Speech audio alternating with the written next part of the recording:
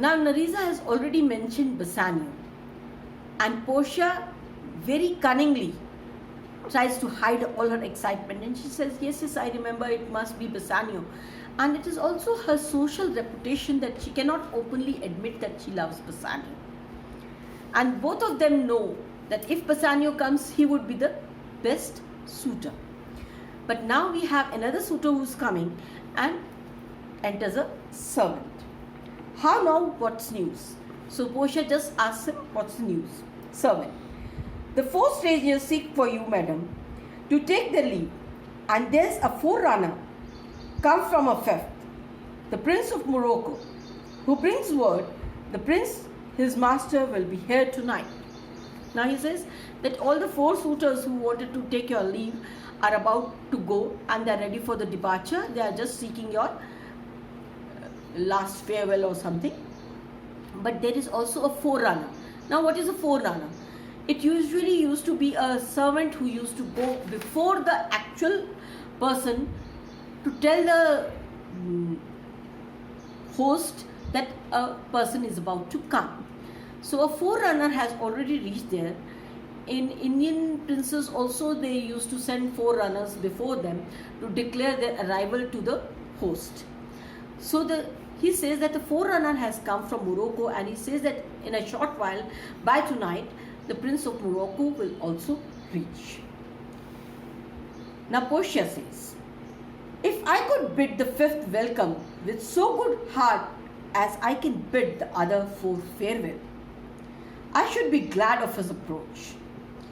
If he have the condition of a saint and complexion of a devil, I'd rather he should shrive me than wife me.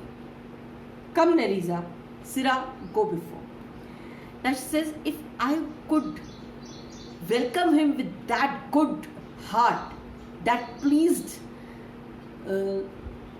personality, as I am happy to give departure to all the 4, I would be very happy. Because if he comes with a personality as good as a saint, if he's a saintly person, he's got all manners, all right things in him, but has a complexion of a devil. Now it is usual that we compare the good things to a fair complexion and bad things to a dark complexion. So we feel that the devil is of a dark complexion, and he's coming from Morocco. Morocco is somewhere near to Algeria and Nigeria, so all the people living there are of dark complexion. So she says that if he has all the saintly habits, he's a civilized person, he's a mannerly person, but has a complexion of a devil, if he is of a dark complexion, it is better that he shrives me or sits down and hears my confession than make me a wife. Now it is a habit of Christians that, or a sort of a ritual in the Christians, that when they do something wrong, they go to the church and they sit in the confession box and make their confession. They admit their guilt. So she said that he should sit in a confession box just like a father and hear my confession. Shrive me means hear my confession, then wife me. He should not be coming and marrying me. He does not want to marry any person who is of a dark complexion. It would be a racism also, a sort of a taboo she has in her mind, that she does not want to marry any dark person. And she says that it is better that he hears my confession than comes and marries me. Then she says, come, Nerissa, we'll go. And she tells the servant to go before and welcome me. While we shut the gate upon one wooer, another knocks at the door. Then she says, the moment we bid farewell to somebody, another comes. Why do they want to come? Let only Bassanio come and let me marry him and finish it off. The moment I bid a farewell to somebody else comes to knock the door. And she's fed up of all those suitors. Now, if we just sum up all the allusions of this particular scene, we see that we were talking about the weeping philosopher, Heraclitus, who had gone to the mountain and he was weeping.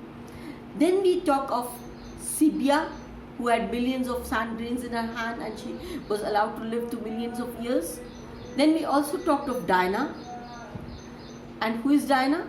She is the goddess of love, she is the goddess of purity and chastity. Now, Portia had said that even if she lives as long as Sibya, she would remain as virgin and chaste as Diana. Other than this, we had also one reference of the dead skull. She had told that she would rather marry a dead skull which has two bones underneath than marry a suitor like that.